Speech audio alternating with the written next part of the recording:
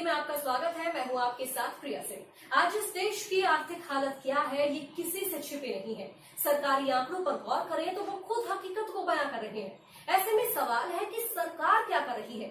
तो बता दें कि प्रचंड बहुमत के साथ सत्ता पर काबिज हुई मोदी सरकार अर्थव्यवस्था को गति देने के अलावा विकास के नाम पर लगातार सरकारी कंपनियों को बेच रही है और उसके पीछे छिपी उस हकीकत पर पर्दा डाल रही है जो निजीकरण होने के बाद देश की बड़ी आबादी के लिए मुसीबत बन जाएगा।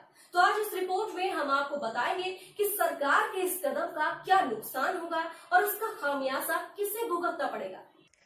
केंद्र की नरेंद्र मोदी सरकार देश की जनता को विकास के बड़े बड़े सपने दिखाकर सत्ता में आ तो गई, लेकिन आज सत्ता में आए 6 साल से ज्यादा का वक्त बीत गया, लोगों को विकास नजर नहीं आया और अब लगता है कि केंद्र सरकार ने निजीकरण को ही विकास का एकमात्र रास्ता मान लिया है। तभी तो भारत ऑन सेल की गूंज सुनाई देने लगी है। धीरे धीरे सार्वजनिक क्षेत्र की कंपनियों को निजी हाथों में सौंपने की तैयारी हो रही है। तो माना कि हर काम सरकार नहीं कर सकती, इसलिए सार्वजनिक क्षेत्रों को छोड़कर बाकी चीजें निजी हाथों में देने में कोई हर्ज भी नहीं है। आजादी के बाद से सीमा में रहकर ऐसा किया गया जिससे देश का संपूर्ण विकास होता रहे, लेकिन आज तस्वीर बदलती नजर आ रही है। सार्वजनिक क्षेत्र की कंपनियों को ही निजी हाथों में देने का ऐलान कर दिया गया है। खुद वित्त मंत्री निर्मला सीतारमण ने बताया कि देश की एक नहीं, 2 नहीं बल्कि 23 कंपनियों का निजीकरण किया जाएगा, लेकिन आरटीआई में पता चला साहब 23 नहीं 26 कंपनियां ऑन सेल हैं, यानी बिकता सब कुछ है, खरीदने वाला होना चाहिए। भारत में भी खरीदारों की कमी थोड़ी ही है। ये 26 कंपनियां तो देश के चुनिंदा पूंजीपति ही चुटकियों में खरीद लेंगे और ये बात तो आप भी जानते हैं कि पूंजीवाद सिर्फ और सिर्फ एक चीज को ध्यान में रखकर कार्य करता है और वो है मुनाफा। जाहिर है 26 कंपनियों को भी मुनाफा हो रहा होगा, तभी तो पूंजीपति उसे खरीदेंगे।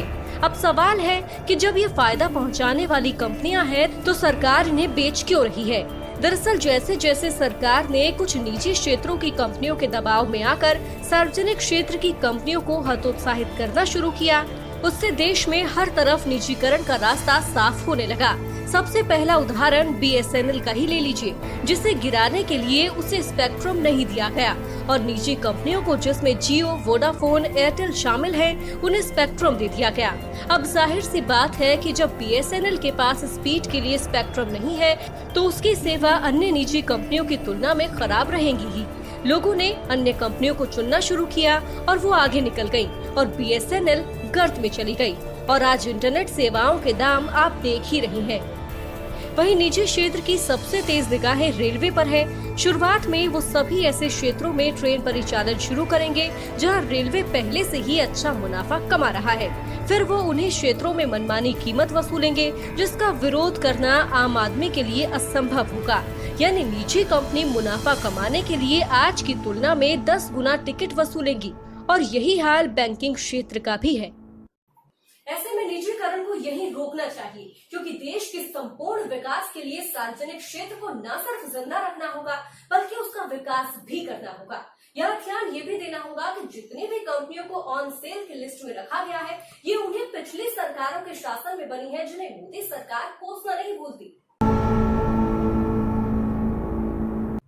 तो आज निजीकरण की बात में मेरे साथ इतना ही। आगे आपसे फिर मुखातिब होंगे, तब तक आप अपना ख्याल रखें और न्यूज कॉर्नर हिंदी को सब्सक्राइब कर बेल आइकन जरूर दबाएं ताकि सच्ची और दमदार खबर सीधे पहुंचे आप तक। नमस्कार।